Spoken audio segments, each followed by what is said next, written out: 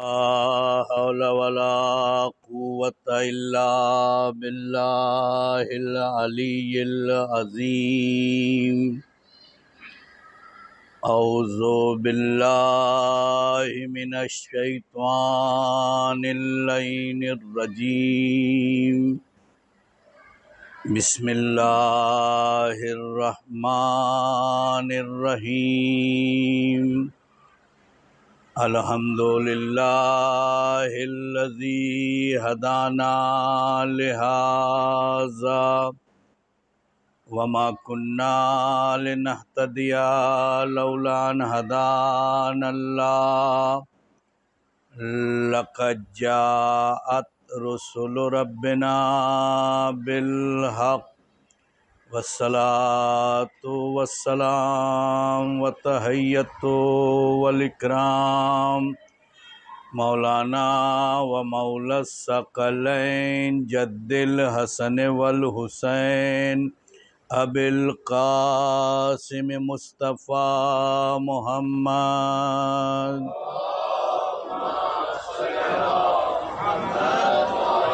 وآلہ الطیبین الطاہرین المعصومین المظلومین ولعنۃ اللہ علی اعدائہم اجمعین من الآن الی قیام یوم الدین. اما بعد فقد قال اللہ تبارک و تعالی فی محکم کتابہ المجید وفرقان الحمید وقولہ الحق. بسم اللہ الرحمن الرحیم. وجعلنا منہم ائمۃ یہدون بامرنا لما صبروا وکانوا بآیاتنا یوقنون. صلوات بھیجیے محمد وآل محمد.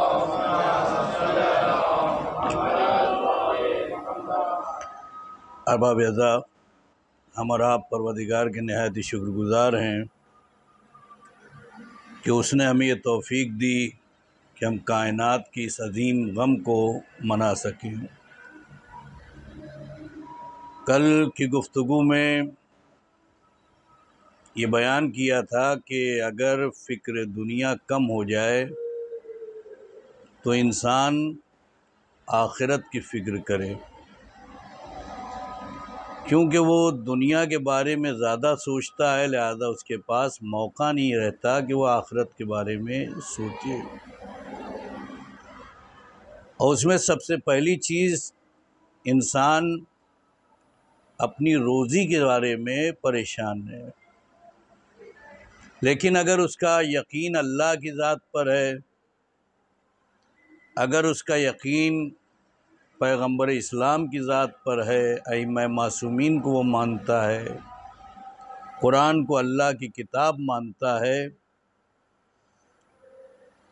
تو اسے فرامین خدا پر عمل کرنا ہوگا. قرآن آواز دے رہا ہے کہ وما من دابۃ فی الارض الا علی اللہ رزقھا. اس روئے زمین پہ کوئی ایسی مخلوق نہیں ہے کہ جس کے رزق کا ضامن پروردگار نہ ہو. حدیث پیغمبر نے سہارا دیا کہ جس طرح سے موت تمہارا پیچھا کرتی ہے ویسی روزی تمہارا پیچھا کرتی ہے. اللہ نے علم موت نہیں دیا، اسی طرح سے روزی کا علم بھی نہیں دیا کہ آپ کو کتنی روزی ملے گی. اگر علم موت دے دیتا تو انسانی ظرف میں یہ صلاحیت نہیں ہے کہ وہ اس پر عمل کر سکے. یہ یہاں تک ہماری گفتگو تھی. انشاءاللہ آج اسی بحث کو آگے بڑھاتے ہوئے تاکہ روزی کے مسئلے میں جو ہماری سوسائٹی پریشانی میں مبتلا ہے اس کی یہ پریشانی دور ہو جائے. آپ دیکھیں کہ اللہ نے سارے انسانوں کی عمروں کو برابر نہیں رکھا ہے. کسی کی ایج 50 سال ہے تو کسی کی 70 سال ہے تو کسی کی 30 سال. کوئی یہ نہیں کہہ سکتا کہ ہم سب جو ہے 50 سال جئیں گے. کوئی یہ نہیں کہہ سکتا کہ ہم سب 70 سال جئیں گے.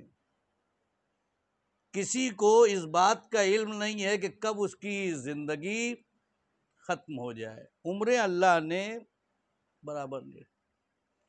جس طرح سے عمر انسان کے قبضے والی چیز نہیں ہے، اسی طرح سے روزی بھی انسان کے قبضے والی چیز نہیں ہے. کوئی یہ نہیں کہہ سکتا کہ ہمیں اتنا ملے گا. کوئی یہ نہیں کہہ سکتا کہ معاشرے میں جتنے انسان ہیں سب کو برابر روزی ملے گی. یہ روزی یا کسی کو کم ملے گی یا کسی کو زیادہ ملے گی. روزی کم ہو یا زیادہ ہو، اس میں مومن بھی آتا ہے اور غیر مومن بھی آتا ہے. غیر مومن کی روزی یا کم ہوگی یا زیادہ ہوگی. مومن ہے اس کی بھی روزی یا کم ہوگی یا زیادہ ہوگی. اسی طرح سے عمریں جو ہیں، مومن کی عمر یا کم ہوگی یا زیادہ ہوگی، غیر مومن کی عمر یا کم ہوگی یا زیادہ ہوگی. غیر مومن کی اگر عمر کم ہے وہ بھی اس کے لیے مصیبت ہے. غیر مومن کی عمر اگر زیادہ ہے تو وہ بھی اس کے لیے مصیبت ہے. غیر مومن کی روزی اگر کم ہے وہ بھی اس کے لیے مصیبت ہے. غیر مومن کی روزی اگر زیادہ ہے تو وہ بھی اس کے لیے وبال جان ہے. اس لیے کہ اللہ کو غیر مومن سے محبت نہیں ہے. لہذا روزی کم ہو یا زیادہ ہو، عمر کم ہو یا زیادہ ہو، وہ سب اس کے لیے وبال جان ہے، اس کے لیے مصیبت ہے. لیکن مومن، اللہ مومن کو بہت پسند کرتا ہے. اگر وہ مومن کو کم روزی دے رہا ہے وہ بھی اس کے لیے نعمت ہے. اگر پروردگار مومن کو زیادہ روزی دے رہا ہے وہ بھی اس کے لیے نعمت ہے. مومن کی عمر کم ہے وہ بھی اس کی بہتری کے لیے. اگر مومن کی عمر زیادہ ہے وہ بھی اس کی بہتری کے لیے. تو عزیزان گرامی، قبل اس کے کہ اس بات کو آگے یہ تو بڑھاؤں، ایک حدیث کی طرف اشارہ کرنا چاہتا ہوں. وہ حدیث ہمارے معاشرے میں زندگی گزارنے کا ایک بہترین اصول ہے، بہترین قانون ہے کہ معاشرے میں ہمیں کس طرح سے زندگی گزارنی چاہیے. معصوم ارشاد فرماتے ہیں کہ ہر مومن کی ذمہ داری یہ ہے کہ وہ اپنے کو دوسرے سے کمتر سمجھے. اپنے کو دوسرے سے کمتر سمجھے، یعنی دوسرے اس سے بہتر ہیں، ہم ان سے کمتر. ہمارے یہاں معاشرے میں جو لڑائیاں ہوتی ہیں، جو جھگڑے ہوتے ہیں، جو مارا ماری ہوتی ہے، اس کی اصل وجہ یہی ہے کہ ہم اور آپ اپنے کو کم سمجھنے کے لیے تیار نہیں ہے. صدر، سیکرٹری، خزانچی آپس میں یہ لڑائی اور ہنگامہ، وہ چاہتا ہے کہ وہ ہمارا احترام کرے، وہ چاہتا ہے کہ وہ ہمارا احترام کرے. اگر معصوم کے بتائے ہوئے اس کلام پر ہم اور آپ عمل کریں کہ میں ہر مومن کے مقابلے میں سب سے کمتر ہوں، سارے مومنین مجھ سے بہتر ہیں، ایک بہترین معاشرہ، ایک بہترین سوسائٹی ہم اور آپ پیدا کر سکتے ہیں. مسئلہ اس وقت آتا ہے کہ جب ہم فرامین معصومین پہ عمل کرنے کے لیے تیار نہیں ہوتے.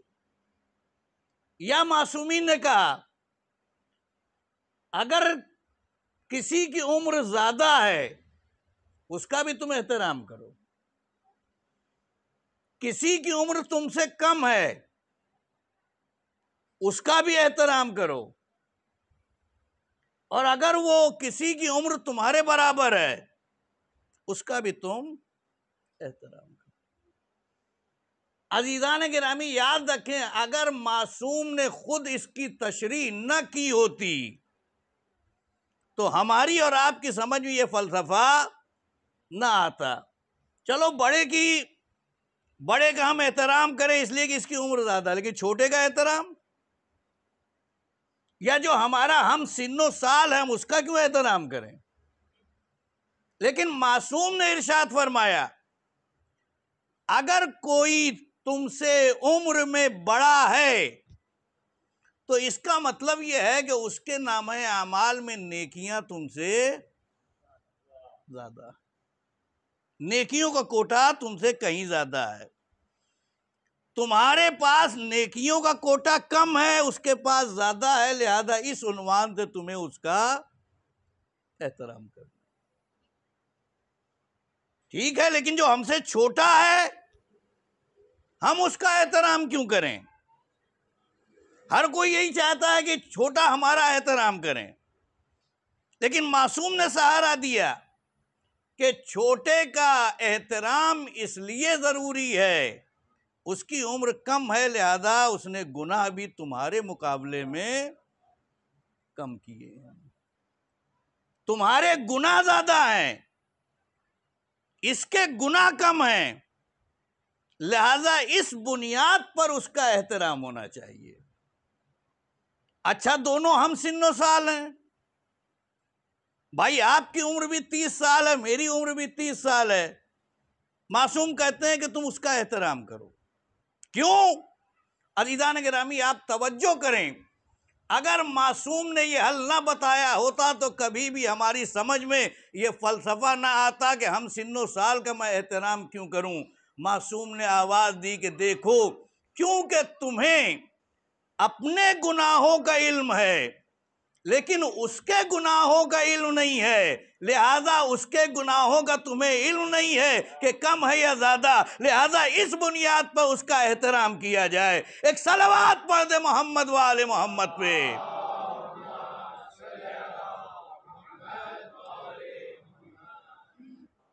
تو عزیزان گرامی یہ اصول جو ہے معصومین علیہ السلام نے ہمیں اور آپ کو بتایا۔ روایت میں ہے، ظاہراً حدیث قدسی میں، حدیث قدسی یہ بھی اللہ کا کلام ہے، قرآن مجید یہ بھی اللہ کا کلام ہے، حدیث قدسی یہ بھی اللہ کا کلام ہے۔ فرق اتنا ہے کہ یہ جو کلام پاک ہے اس میں درمیان میں جناب جبرائیل واسطہ بنے ہیں، وہ آیتیں لے کر آتے تو پیغمبر کے پاس پہنچاتے، لیکن حدیث قدسی میں ڈائریکٹ پروردگار اور پیغمبر کا رابطہ ہے، بیچ میں کوئی نہیں ہے دونوں کلام خدا،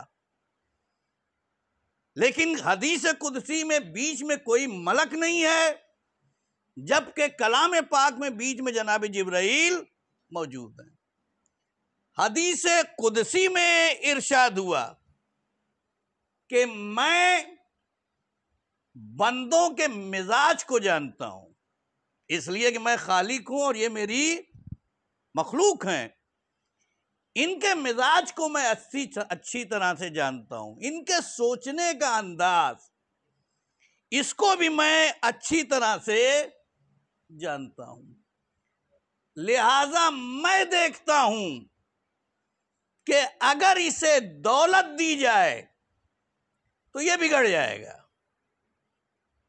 اگر دولت دیا تو یہ بگڑ جائے گا، لہذا اسے غربت دیتا ہوں، اور جسے دیکھتا ہوں کہ اگر اسے دولت نہ دی تو یہ کفر اختیار کر جائے گا، لہذا میں اسے دولت دیتا ہوں۔ اس فلسفے کو آپ اچھی طرح سے سمجھیں کہ اللہ کسی کو زیادہ دولت کیوں دیتا ہے اور کسی کو کم دولت کیوں دیتا ہے، دونوں اس کے بندے ہیں، جس کو زیادہ دے رہا ہے وہ بھی اس کا بندہ جسے کم دے رہا ہے وہ بھی اس کا بندہ. قدرت آواز دے رہی ہے کہ میں دیکھتا ہوں کہ اگر اسے دولت مل جائے تو یہ بگڑ جائے گا، لہذا اسے غربت دیتا ہوں. اور دیکھتا ہوں کہ اگر یہ غریب رہا غربت اسے بگاڑ دے گی تو میں اسے دولت دوں. بات سمجھانے کے لیے میں مثال جب تک نہ دوں آپ کی سمجھ میں بات نہیں آئے گی. مثلا میں محسن بھائی کے ساتھ جو ہے گیا جے ہاسپٹل، سرکاری ہاسپٹل ہے، اور حکم بھی ہے کہ یہ تو مریضوں کی عیادت کرنا چاہیے. ظاہراً جمعرات کا زیادہ حکم ہے کہ جمعرات کو آپ ہاسپٹل میں جائیں مریضوں کی عیادت کے لیے کچھ نہ کچھ جو ہے فروٹ وغیرہ لے کے جائیں. ایسا نہیں ہے کہ ہمارا بندہ رہے تبھی ہم جائیں، نہیں، یہ بھی جو ہے انسانیت کی ایک خدمت ہے کہ ہمیں اور آپ کو جانا چاہیے. ہم دونوں پہنچے ہاسپٹل میں، وارڈ میں داخل ہوئے، ایک مریض کا بیڈ لگا ہوا ہے، اس کے سدھانے میں ایک چارٹ لگا ہے، اور جب اس چارٹ کو پڑھ کے دیکھا گیا تو اس میں لکھا ہے کہ اس مریض کو ہر گھنٹے جو ہے جوس پلایا جائے. بڑی توجہ، اس مریض کو ہر گھنٹے جوس پلایا جائے.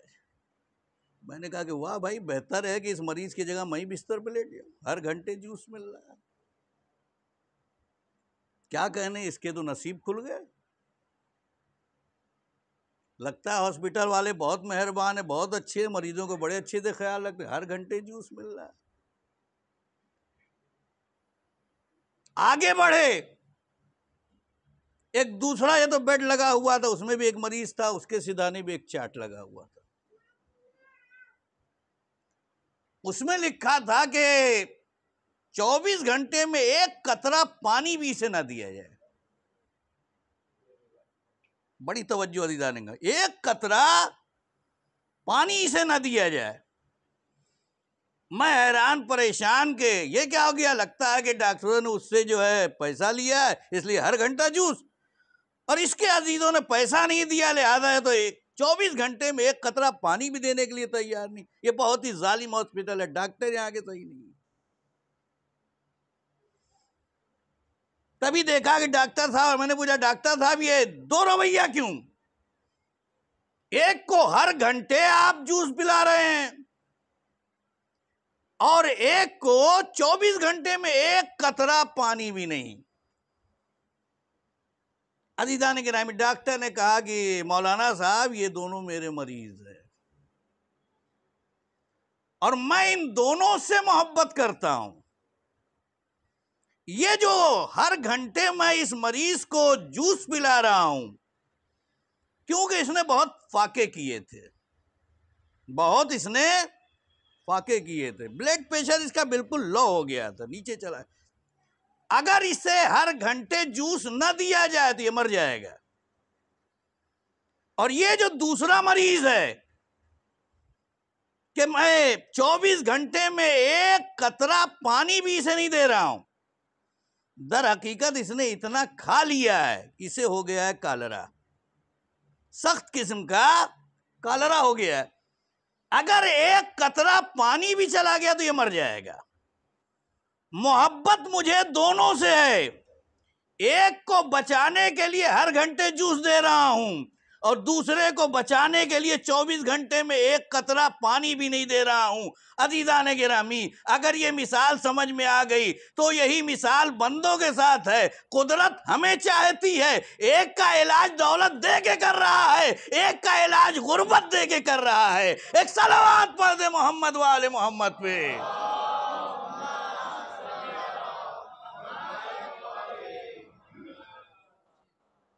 تو یہ ہے کم روزی اور زیادہ روزی کا مسئلہ. اچھا، دوسرے ہفتے دیکھا گیا چارٹ بدل گیا. جسے ہر گھنٹے میں یہ تو جوس دیا جا رہا تھا اس کے آگے لگا خبردار اب 24 گھنٹے میں ایک قطرہ پانی نہ دیا جائے. اور جس کے لیے پابندی لگائی تھی کہ 24 گھنٹے میں ایک قطرہ پانی نہ ملے اس کے لیے کہا گیا کہ ہر قطرہ ہر گھنٹے میں اسے جوس پلایا۔ یہی ہماری زندگیوں میں ہوتا ہے۔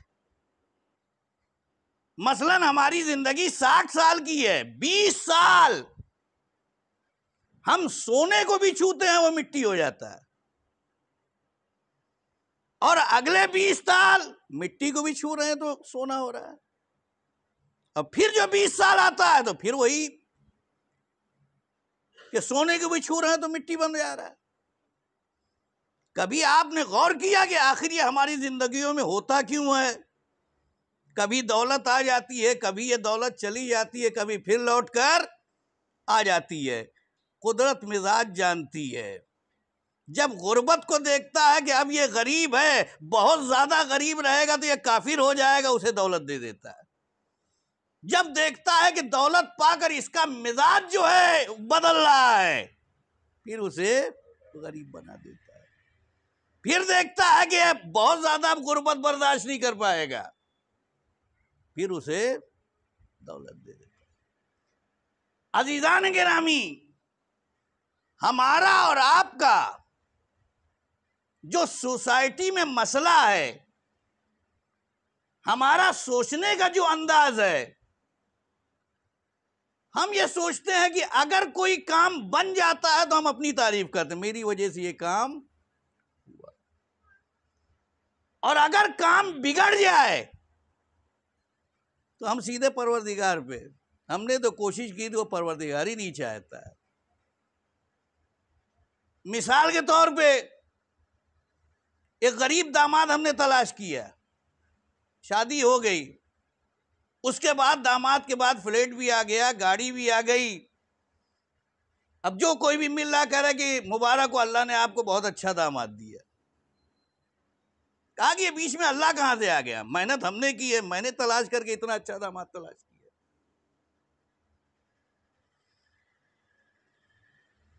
اتفاق سے ہم نے جو ہے بہت پیسہ دیکھ کر یہ تو شادی کی تھی، پیسہ ہے، بینک ہے، گاڑیاں ہیں، فلیٹ ہیں۔ شادی کے بعد یہ تو معلوم ہو کہ اس نے لون بہت لیا تھا، وہ سیدھے یہ تو سڑک پر آ گیا۔ میں نے کہا کہ جناب آپ نے دیکھ بھال کی شادی نہیں کی تھی؟ کہا کہ شادی تو دیکھ بھال کی تھی، لیکن اللہ کی مرضی، اللہ جیسے بہتر سمجھے۔ یعنی اگر معاملہ اچھا ہو تو ہم، اور معاملہ اگر بگڑ جائے تو پروردگار یاد آ جاتا۔ عزیزان گرامی، دیکھا ہوگا کہ آج کے زمانے میں موتیں بہت زیادہ ہو رہی ہیں، اچانک آنے والی موت، اور دعا کریں اللہ سے نمازوں میں کہ اللہ آپ کو اچانک آنے والی موت سے محفوظ رکھے۔ دیکھا ہوگا ہاتھ میں سگریٹ جلایا، اچانک یہ تو اٹیک آ گیا، ختم ہو گئی کہانی۔ پرانے زمانے میں موتیں جو ہیں اچانک نہیں آتی تھی، کہا جاتا ہے کہ ابھی زندگی کا چراغ ٹمٹما رہا ہے۔ اور یہ بھی یاد رکھیں کہ جو روزی آپ کی قسمت میں لکھی ہوئی ہے، جب تک وہ روزی آپ تک پہنچ نہ جائے، موت آپ کو آ نہیں سکتی۔ بستر میں انسان پڑا، ہم نے کہا کیا حالت ہے؟ کہا کہ الحمدللہ ابھی تو کھانا پینا چل رہا ہے، ٹھیک ہے۔ کچھ دنوں کے بعد پھر پوچھنے گیا کہ بھائی اب کیا حالت ہے؟ کہا کہ بچنے والے نہیں ہیں۔ کیوں؟ کیا ہوا؟ کہا کہ کھانا پینا انہوں نے چھوڑ دیا۔ یعنی ہم اور آپ بھی سمجھتے ہیں اگر انسان کی روزی ختم ہو جاتی ہے تو اس کا مطلب یہ ہے کہ موت جو ہے بالکل نزدیک ہے۔ یہ موقع ہمیں اور آپ کو فرصت کا مل رہا ہے، اس فرصت کے لمحات کو غنیمت سمجھیں اور اس کا جو ہے بھرپور فائدہ اٹھائیں، علم حاصل کریں۔ قرآن کہہ رہا ہے کہ وَاللَّهُ أَخْرَجَكُم مِّن بُطُونِ أُمَّهَاتِكُمْ لَا تَعْلَمُونَ شَيْئًا۔ جعل لکم سمعا والابصار والافئدہ لعلکم تشکرون، ہم نے تمہیں تمہاری ماؤں کے شکم سے نکالا اس حالت میں کہ تم کچھ نہیں جانتے تھے، جاہل تھے تمہیں کسی چیز کا علم نہیں تھا، لا تعلمون شیئا، کچھ نہیں جانتے تھے۔ اگر یہ بات سمجھ میں آ رہی تو دیکھیں، جنہیں اس دنیا میں ہدایت حاصل کرنا تھا اسے جب اس دنیا میں بھیجا ہے تو لا تعلمون شیئا، تم کچھ نہیں جانتے تھے۔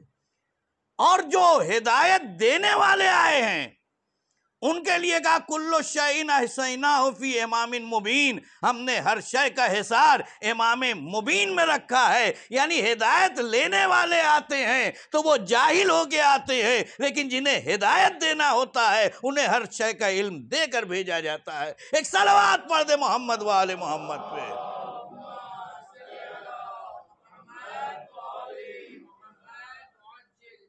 جعل لکم سمعا والابصار والافئدہ، علم حاصل کرنے کے لیے ہم نے تمہیں کان دیا ہے، ابصار دیکھنے کی صلاحیت دی ہے، افئدہ غور و فکر کرنے کی صلاحیت دی ہے، لعلکم تشکرون، تاکہ تم اس کا شکریہ ادا کر سکو۔ یہ نہیں پروردگار کہہ رہا لعلکم تعبدون، امید کرتے ہیں کہ تم اس کے عبادت گزار بندے بن جاؤ گے۔ اللہ کہہ رہا لعلکم تشکرون، امید کرتے ہیں کہ تم اس کا شکریہ ادا کرو۔ شکریہ کسے کہتے ہیں؟ یہ سجدے میں جا کے 3 مرتبہ شکرن للہ شکرن للہ شکرن للہ، تو کیا آپ سمجھتے ہیں کہ اللہ کا شکریہ ادا ہو گیا؟ یا جو ہم سجدے میں جا کے توبہ کرتے ہیں استغفر اللہ 2-3 مرتبہ گال پہ ہاتھ مار دیا، سمجھ گئے کہ استغفار ہو گیا، اللہ نے ہمارے گناہوں کی مغفرت کر دی۔ عزیزان گرامی، دین کو آپ سمجھیں کہ دین ہے کیا۔ اگر میں آپ سے سوال کروں کہ سب سے بڑی غربت کیا ہے، آپ کہیں سب سے بڑی غربت یہ کہ انسان کے پاس دولت نہ ہو۔ عزیزان گرامی، یہ سب سے بڑی غربت نہیں ہے،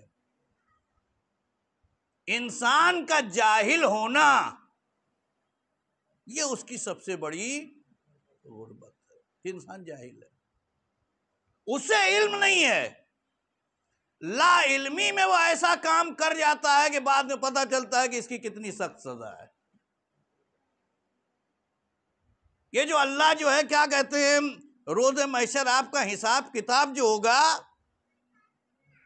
تو اس میں ایسا نہیں ہے کہ وہاں پہ یہ تو آپ دولت لے کے چلے جائیں، وہاں پہ یہ تو غربت کا کیا تعلق ہے کہ محشر میں انسان جو ہے وہ سب سے زیادہ غریب ہوگا۔ بھائی محشر میں غربت کا کیا مطلب ہے؟ کیا وہاں پہ تو روپیہ ملے گا، وہاں پہ پاؤنڈ ملے گا، وہاں ڈالر ملے گا، کہ جس کے پاس ہے تو وہ بہت دولت مند ہے، جس کے پاس نہیں ہے تو بہت غریب؟ کہا کہ نہیں،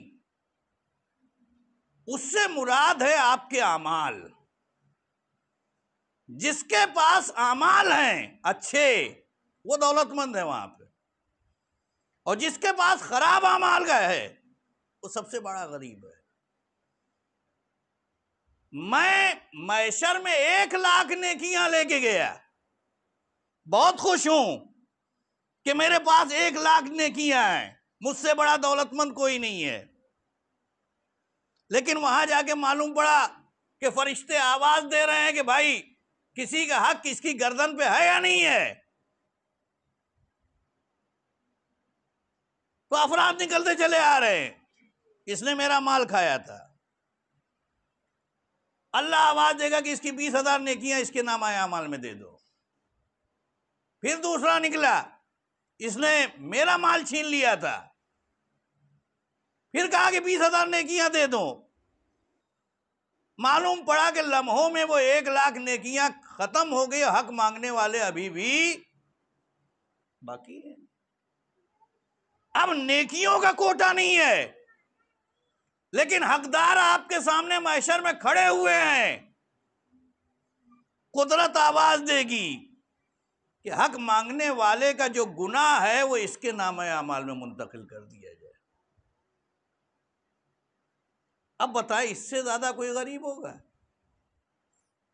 دوسرے کا گناہ اس کے نامہ اعمال پہ یہ تو جا رہا ہے، شفٹ ہو رہا ہے، وہ بہت غریب انسان ہوگا۔ یہ جو ٹھیلا چلتا ہے بغیر پوچھے ہم جو سینگ کا دانہ منہ میں رکھ لیتے ہیں یا انگور کا دانہ منہ میں رکھ لیتے ہیں، آپ سمجھتے ہیں کہ کچھ نہیں ہے، یہی محشر کے دن آپ کے لیے وبال جان بن جائے گا کہ بغیر مالک سے پوچھے ہوئے، بغیر اس کی رضا کے آپ نے یہ دانہ منہ میں کیوں رکھا؟ چیزیں بہت معمولی ہیں، لیکن وہاں پہ معلوم پڑے گا کہ یہ چھوٹی چھوٹی چیزیں جو ایک پہاڑ بن کر آپ کے سامنے کھڑی ہیں۔ تو اللہ آواز دے رہا ہے کہ ہم نے تمہیں جاہل پیدا کیا ہے، لیکن اس دنیا سے تمہیں جاہل جانا ہے یا عالم بن کے جانا ہے، یہ تمہارے اختیار میں ہے۔ اور یہ کتنے افسوس کی بات ہے کہ باب العلم ہمارے پاس ہیں، لیکن اس کے باوجود علم سے ہم کوسوں دور ہیں۔ یہ بالکل ویسے ہی ہے، اگر کوئی کسی صحرا میں پیاسا مر جائے تو ہر کوئی افسوس کرے گا کہ صحرا تھا پیاسا مر گیا، لیکن اگر دریا کے کنارے انسان پیاسا مر جائے لوگ کیا کہیں گے؟ کتنا بد نصیب ہے، دریا سامنے موجود تھا اس کے باوجود بھی پیاسا مر گیا۔ یہی مسئلہ ہمارے اور آپ کے ساتھ، علم کا دریا ہمارے پاس ہے، علم کا دروازہ ہمارے پاس ہے، لیکن ہم اور آپ علم حاصل کرنے کے لیے تیار نہیں۔ کسی نے بڑی اچھی بات کہی کہ آپ لوگ پڑھتے تو ہیں کہ انا مدینۃ العلم علی بابھا، کہ پیغمبر نے کہا کہ میں شہر علم ہوں اور علی اس کے دروازے ہے۔ یہ شیعہ قوم دروازہ کھٹکھٹا کے اندر کب جائے گی؟ ہم اندر جانے کے لیے تیار نہیں ہے کہ علم حاصل کریں۔ اللہ نے 3 چیزیں آپ کے حوالے کی ہیں، اس کے ذریعے علم حاصل کرو: کان، آنکھ اور افئدہ، دماغ، لعلکم تشکرون، تاکہ تم اس کا شکریہ ادا کرو۔ یہ شکریہ ادا کیسے کیا جاتا ہے؟ میں مثال کے ذریعے بات کو سمجھانا چاہے کہ بچے تو اسے اچھی طرح سے، مثال کے طور پہ ہماری قوم میں بہت سے ایسے بچے ہیں کہ جو بہت جینیس ہیں، پڑھائی میں بہت آگے ہیں، اگر ان کے اوپر محنت کی جائے تو وہ بہترین ڈاکٹر، بہترین انجینئر، بہترین سائنسداں بن سکتے ہیں، لیکن غربت آڑے آتی ہے۔ چاہتے ہوئے بھی انسان اپنے بچے کو نہیں پڑھا پاتا ہے، لیکن آج الحمدللہ بہت سے ایسے تعلیمی ادارے ہیں کہ جو ہاتھ پکڑ کے اوپر اٹھانے کے لیے تیار ہے۔ ایک بچہ ہے کہ جو بہت ذہین ہے، والدین نے بڑی محنت سے اسے 10ویں پاس کرایا، غربت آڑے آ رہی ہے، کہا کہ کیا کریں مولانا، پڑھانا تو چاہتا ہوں لیکن میرے پاس پیسہ نہیں۔ میں نے کہا کہ کوئی مسئلہ نہیں، بہت سے ایسے افراد ہیں، مخیر افراد ہیں کہ جو آپ کے بچے کی مدد کریں گے۔ ایک صاحب کے پاس لے کے گیا، انہیں کہا کوئی مسئلہ نہیں ہے، کتنا خرچہ آئے گا کالج میں؟ بتایا کہ 2 لاکھ روپیہ خرچہ آئے گا۔ انہوں نے 2 لاکھ روپے کا چیک کاٹ کے بچے کے حوالے کر دیا کہ بیٹا یہ تو جاؤ بہترین کالج میں داخلہ کراؤ، محنت سے 2 لاکھ کا چیک ہے، بینک میں گیا، چیک جمع کیا، پیسہ نکالا،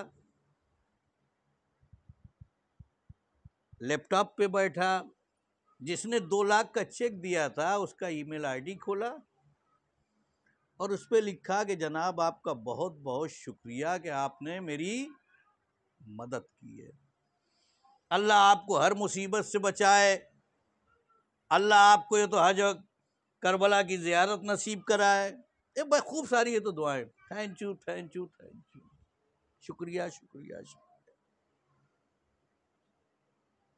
اس کے بعد جو 2 لاکھ روپیہ ملا تھا، بجائے کالج میں جمع کر کے انہوں نے کیا کہ مال پہنچ گئے، خوب کپڑے خریدے، جوتے خریدے، بائک نہیں تھی ایک بائک خریدا، سارا پیسہ اس میں لوٹا دیا۔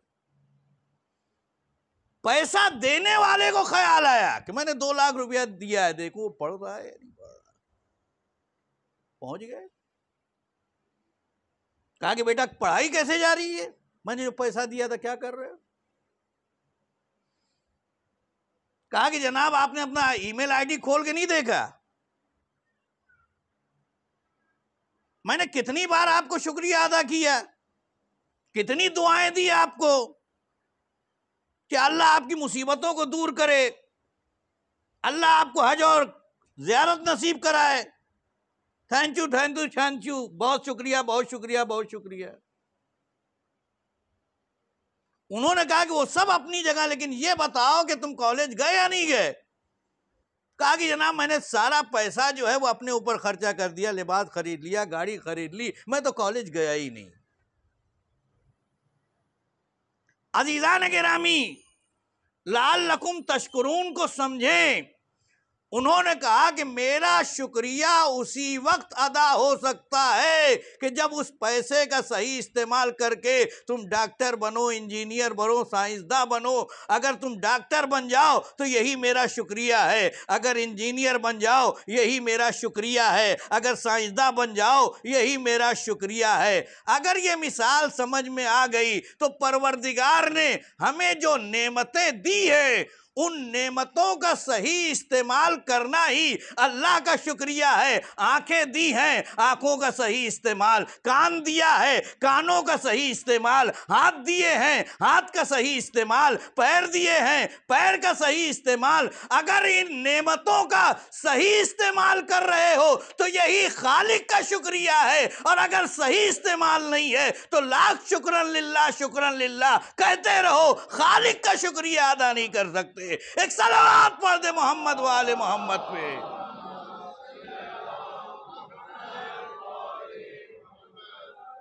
اللہ کا شکریہ ادا کرنا ہے، چیزوں کا صحیح استعمال کرنا سیکھیں۔ ہم نے کیا کیا؟ اللہ نے آنکھ دی کہ اس آنکھ سے تو قرآن کی تلاوت کریں، اچھی اچھی کتابیں پڑھیں۔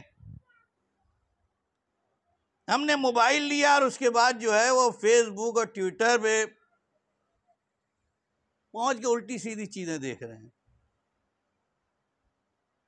یہ نعمت کا صحیح استعمال نہیں ہے۔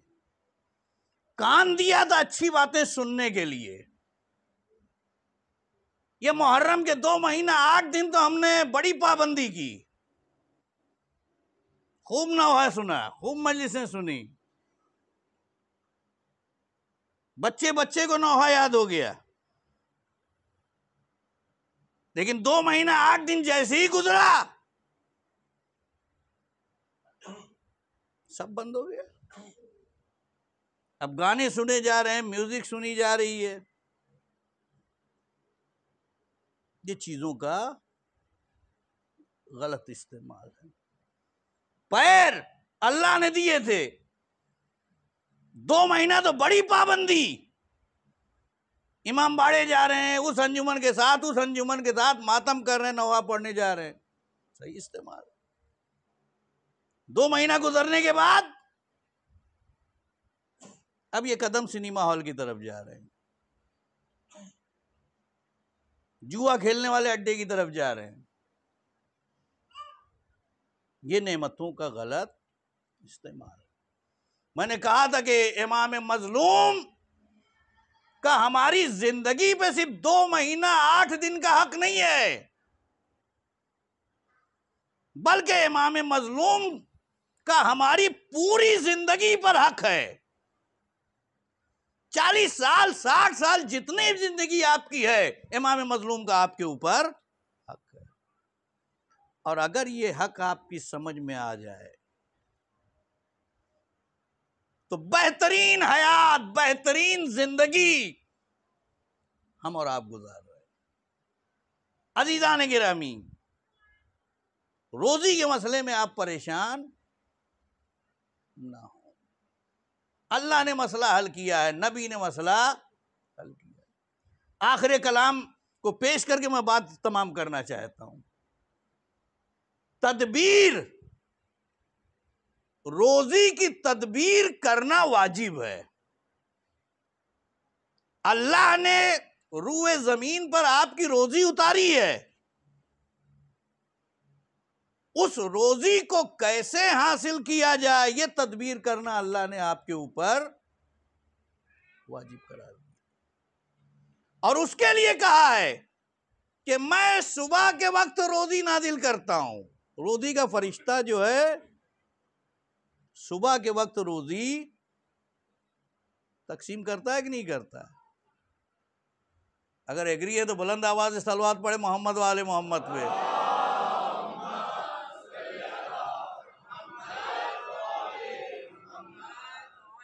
اور جو ایگری نہیں ہے وہ بھی صلوات پڑھیں بلند آواز سے۔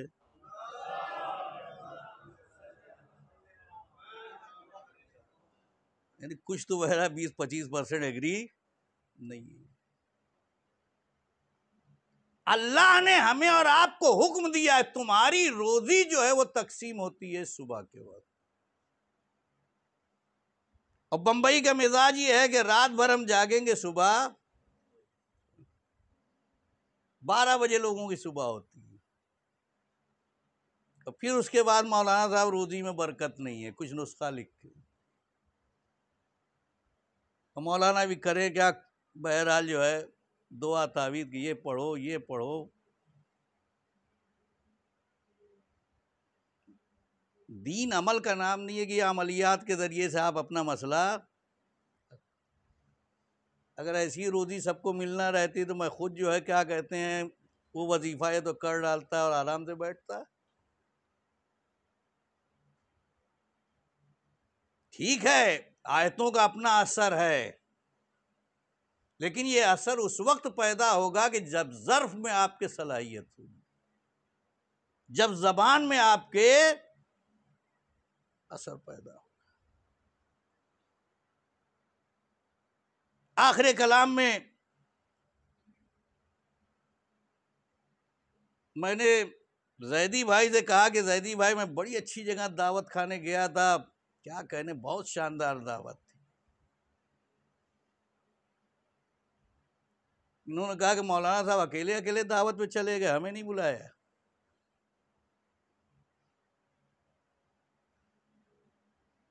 میں نے کہا کوئی مسئلہ نہیں، آئندہ اگر دعوت رہی تو میں تمہیں ضرور بلاؤں گا، لے کے چلوں گا اپنے ساتھ۔ دوسرا دن آیا، صبح کا وقت ہوا، میں نے کہا زیدی بھائی اٹھئے دعوت پہ جانا ہے۔ انہوں نے کہا کہ بھلا یہ بھی کوئی وقت ہے دعوت پہ جانے کا؟ کہہ کے سو گئے۔ عزیزان گرامی، فلاں جگہ ناشتہ ہے، ہم جاتے ہیں کہ نہیں جاتے ہیں؟ بہت محنت نہیں کرنی پڑتی۔ فلاں جگہ کھانا ہے، محنت نہیں کرنی پڑتی، مجمع پہنچ جاتا۔ بندے اگر دعوت دیں تو مجمع کو بلانے میں زیادہ محنت نہیں کرنی پڑتی، لیکن اگر اللہ دعوت دے، حیا علی الصلاۃ، حیا علی الفلاح، حیا علی خیر العمل، یہ اللہ کی دعوت ہے کہ اللہ نے اپنا دسترخوان صبح کے وقت بچھایا ہے، آؤ جسے کامیابی لینا ہے، آؤ جسے اچھائیاں لینا ہے۔ یہ ہمارا مسئلہ ہے کہ ہم روٹی کے پیچھے بھاگ رہے ہیں لیکن جنت کے لیے ہم جانے کو تیار نہیں ہے۔ ایک صلوات پڑھ دے محمد و آل محمد پہ۔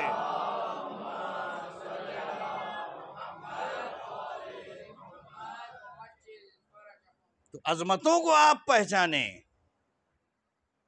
الہی دسترخوان بہت قیمتی دسترخوان ہے، اس دسترخوان پہ جو نعمتیں ہیں ہر کوئی انسان اس نعمتوں سے فائدہ نہیں اٹھا سکتا۔ صبح کے وقت اٹھیں، خود بھی اٹھیں، اپنی اولاد کو بھی اٹھائیں، تاکہ وہ صبح کی روزی سے فائدہ اٹھائیں، صبح میں اللہ کی نعمتوں سے فائدہ اٹھائیں۔ روزی کے لیے آپ صبح میں نکلیں، دیکھیں اللہ برکت دیتا ہے یا نہیں دیتا ہے۔ بس عزیزان گرامی، یہ 3 دن جو روزی کے مسئلے میں گفتگو ہوئی ہے، انشاءاللہ یہ بات اچھی طرح سے آپ کی سمجھ میں آ گئی ہوگی کہ ہمیں روزی کے بارے میں پریشان ہونے کی ضرورت نہیں ہے۔ اللہ نے ہماری روزی کا انتظام کر کے رکھا ہے۔ جب وہ جانوروں کو روزی دیتا ہے تو ہم تو اشرف المخلوقات۔ دین بہت قیمتی ہے، اور اتنا قیمتی ہے یہ دین کہ اس کے لیے امام مظلوم نے اپنا بھرا گھر لٹا دیا۔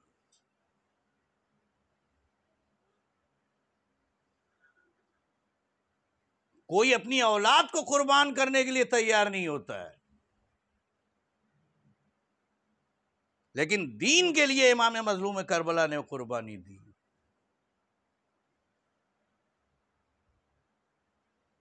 آج شب 9 محرم ہے، 9 محرم کی تاریخ، کتنی تیزی سے ایام گزر گئے۔ بی بی ہم شرمندہ ہے کہ حق کی اداداری ادا نہیں کر پائے، جیسی اداداری ہونا چاہیے تھی اس طرح کی اداداری ہم نہیں کر پائے، بہت شرمندہ ہے۔ آج حسین کے کڑیل جوان علی اکبر کا ماتم کرنا ہے، وہ علی اکبر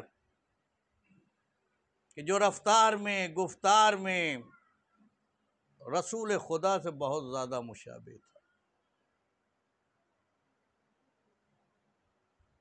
اور جب بھی امام کو رسول خدا کی یاد آتی تھی تو علی اکبر کا چہرہ دیکھ لیتے تھے۔ امام مظلوم کو علی اکبر سے بہت زیادہ محبت تھی، اور جب علی اکبر کی ولادت ہوئی ہے تو تاریخ لکھتی ہے کہ جناب زینب نے حسین سے علی اکبر کو مانگ لیا کہ بھیا علی اکبر کی پرورش میں کروں۔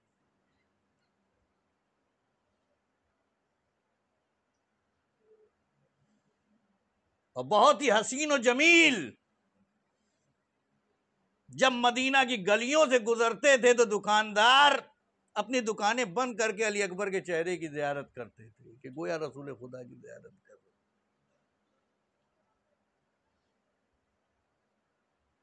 ایسا بیٹا حسین کربلا میں ساتھ لے کے گئے دین کو بچانے کے لیے۔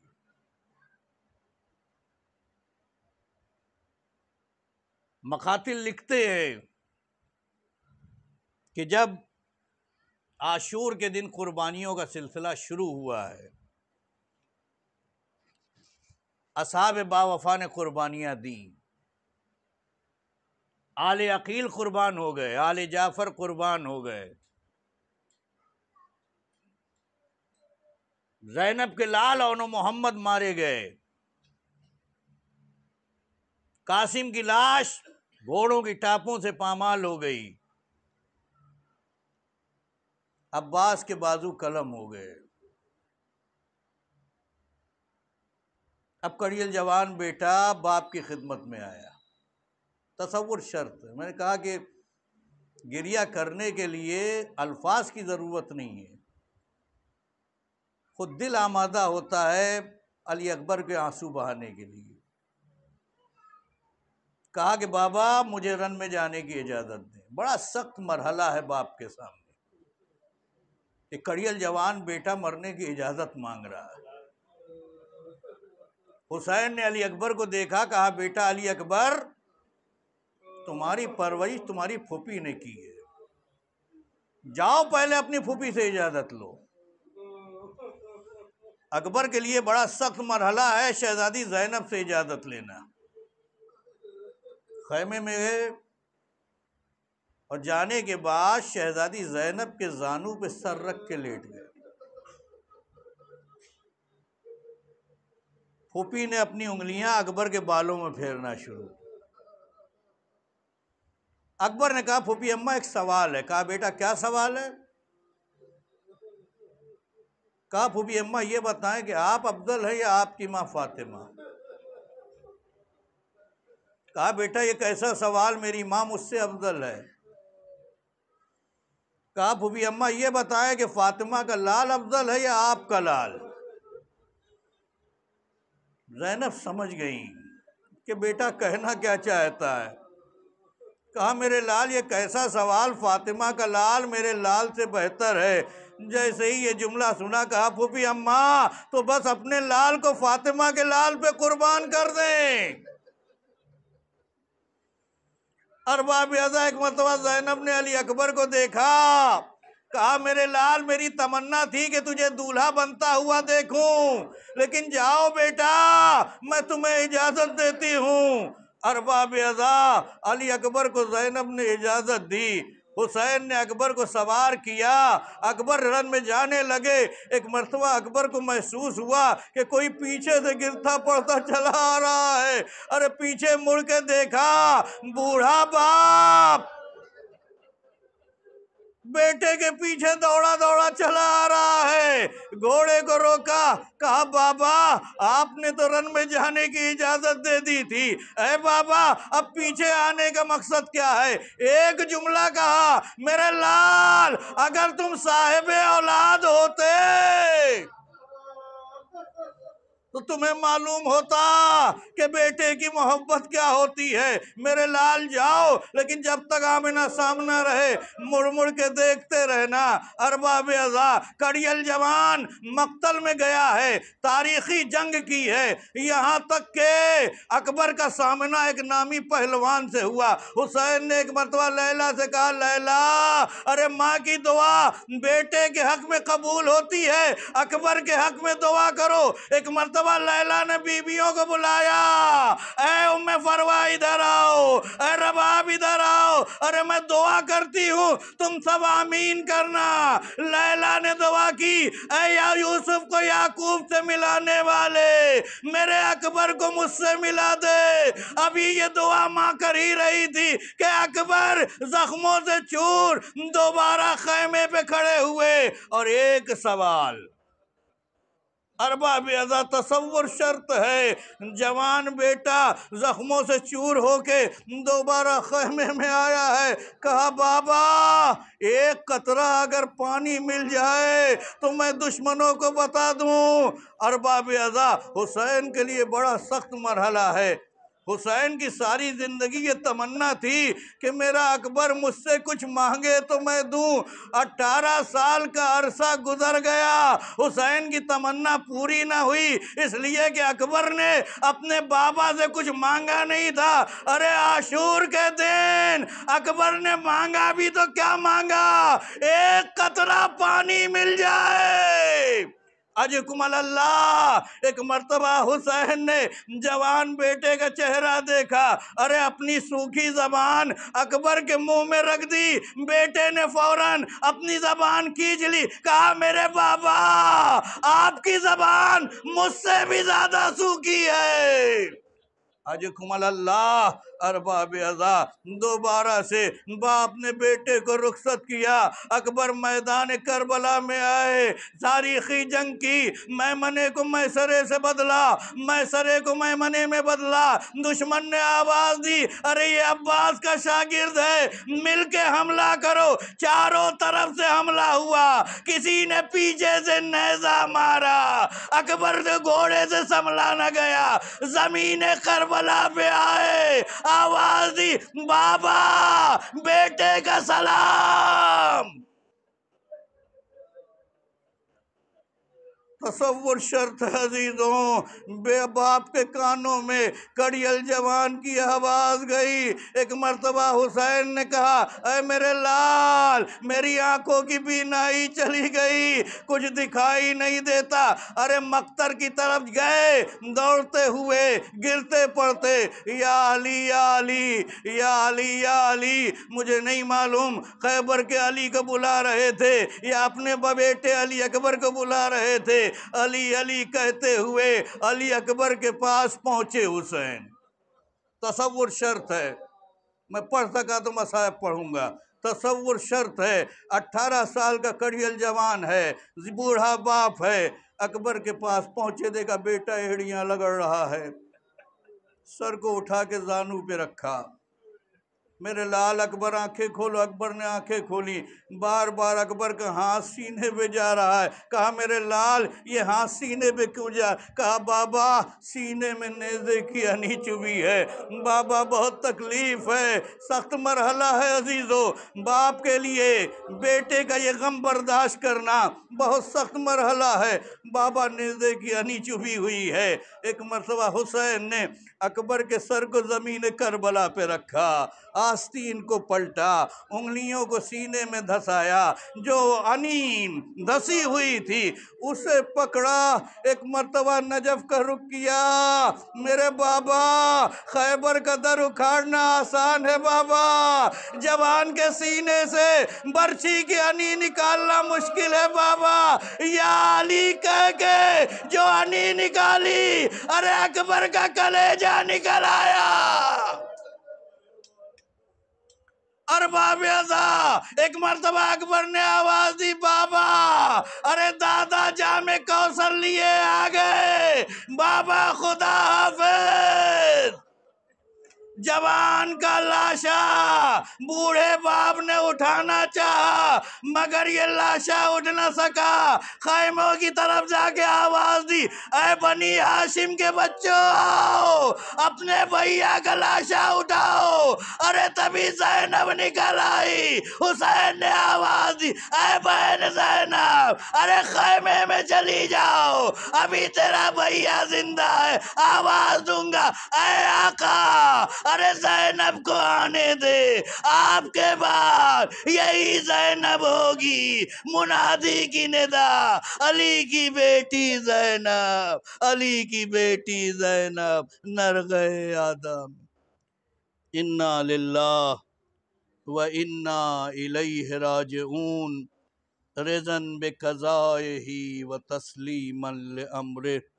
परवदिगारा तुझे मोहम्मद व आले मोहम्मद का वास्ता इस मजलिस को कबूल फरमा, हमारे तमाम गुनाहों को बख्श दे, हमें नेक आमाल अंजाम देने की तौफीक इनायत फरमा, दर्सगाह करबला पे अमल करने की तौफीक इनायत फरमा। तमाम आयात एज़ाम मखसूसन आयतुल्लाह सीस्तानी और आयतुल्लाह ख़ामेनई की हिफाजत फरमा। इस दुनिया में जहाँ जहाँ आज़ादारान मज़लूम करबला हैं उनकी जान माल इज़्ज़त आबरू की हिफाजत फरमा। परवरदिगारा तुझे मोहम्मद व आले मोहम्मद का वास्ता मुंतकिम खून हुसैनी फ़र्जंद ज़हरा इमाम ज़माना के ज़हूर में ताजील फरमा, हमें उनके अंसार व मददगार में शामिल फरमा। रब्बना तक़ब्बल मिन्ना इन्नका अंतस समीउल अलीम। मातम हुसैन।